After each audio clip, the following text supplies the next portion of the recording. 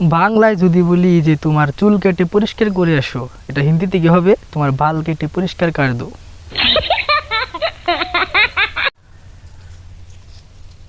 বাংলায় যদি বলি তোমার চুল কত বড় হয়েছে, তাহলে হিন্দিতে কি হবে ডাবিং করলে?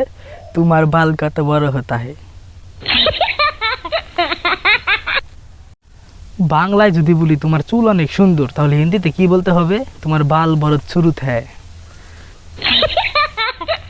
হিন্দি ভাষা ও বাংলা ভাষা শুনে কিরকম মজা পেলে? মজা যদি পেতে চাও তাহলে অবশ্যই সাবস্ক্রাইব করবে রাখবে চ্যানেলটি।